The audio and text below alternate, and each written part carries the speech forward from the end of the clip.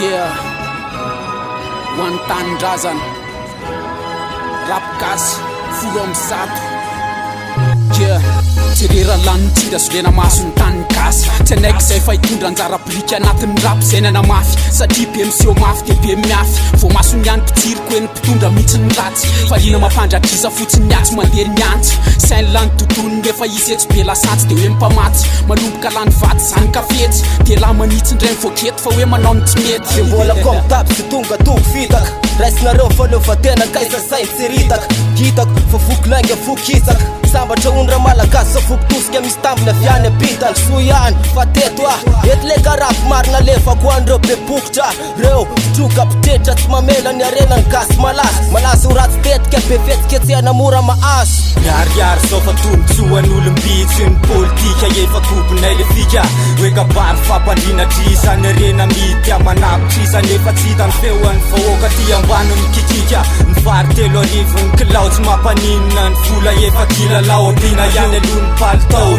Nakaiza rety ilalana ny manana vo maika manana ny piaty kosana kipary tsara ho an'ny kasikarany baby.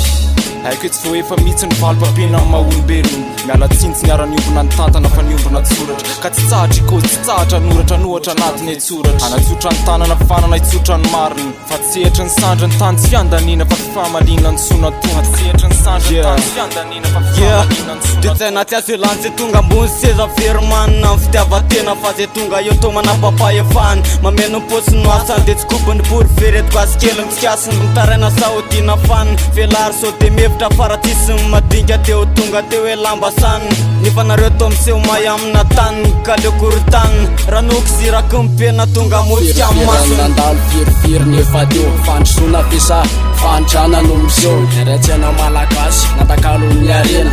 Fanja manao ny ataony manjaka ny fitiavateny samy tady sy eo arapany. Ohatry ny fikondramolavo ropitany filaminana manao tsendry falava. Fanjanahana moderna tsy misy fahafana. Mitrongo zay fa homana amity tany efangasana. Io mpitondra fanjakana sy tompolo lalàna. Mba jereo akaiky le fiainany eto amin'ny tanàna. Fiakarany fitopena nefa mila tsy ho zaka. Olombitsy mivoky fa mivahoaka madinika amin'ny vanaka. Tsy tantaratra tsony soatoavina maha-malagasy. Narina amin'ny fihavanana sy firaisakina fa natakalo vola taratasy. Veriasina tanteraka ny tany ka lasa misy todiny. Manjaka amin'ny vahiny de tsika topiterina ndray lasa mangatakatiny. Yeah, tolona ho an'ny tanindrazana roatra rotelo. Yeah. CD Production.